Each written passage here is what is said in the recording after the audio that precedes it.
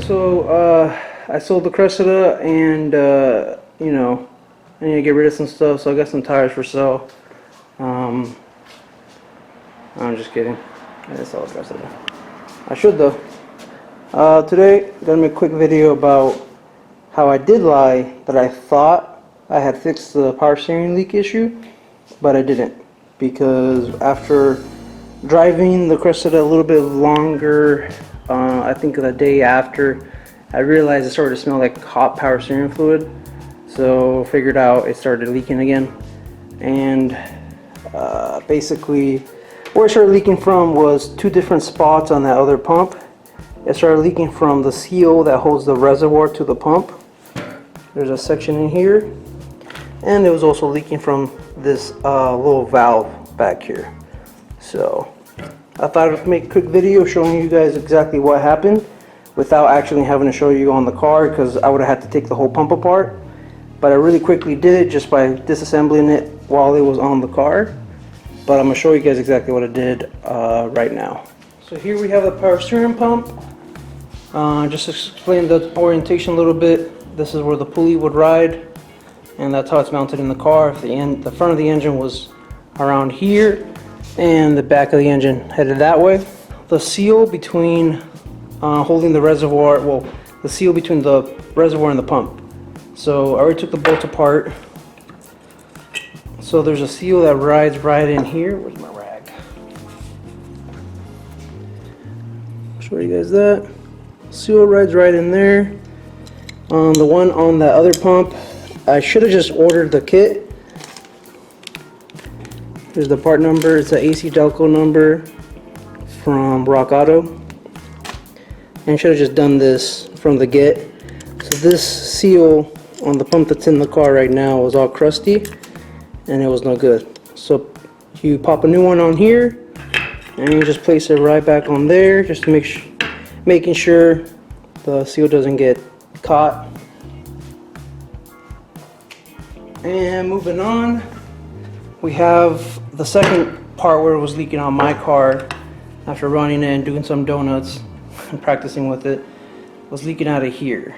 Now if you look, take a look at the camera. Yeah, there's a little shaft or a little plug that goes in here. It's got an O-ring around it, and this snap ring holds it in place. So where's my tool? Everything is this. So what you want to do is you want to press down into this what's it called? Into this little shaft here, and it's got a little spring on the back side. I'm gonna grab the O-ring, the snap ring, and pull that off. And then with my pick, where's my pick? So now you got the snap ring off. With my pick, and go ahead and try to get this thing out of here.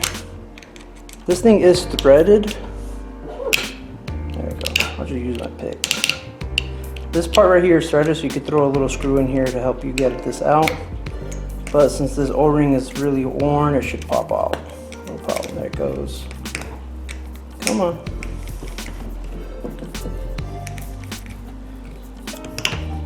Come on. Okay, well the one on my car was the pump that's on my car. This just popped right out, which is why our seal was probably leaking so bad. The seal right now, the O-ring is actually the only thing holding this sucker even in there. Let me see if I can try to get a bolt. Make our lives a lot easier. Yep.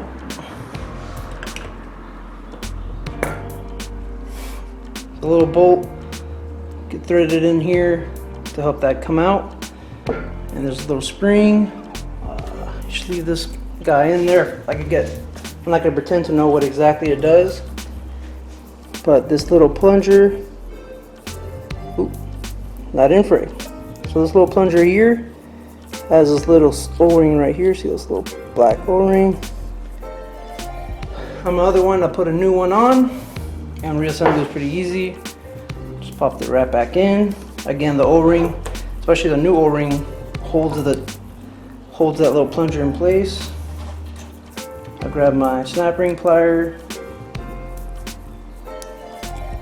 and you just coax it back in there. And I use my pick to make sure it was fully seated. Come on. In its spot. And then I already test drove the car and it's not leaking anymore. Knock on wood. Thank you for watching.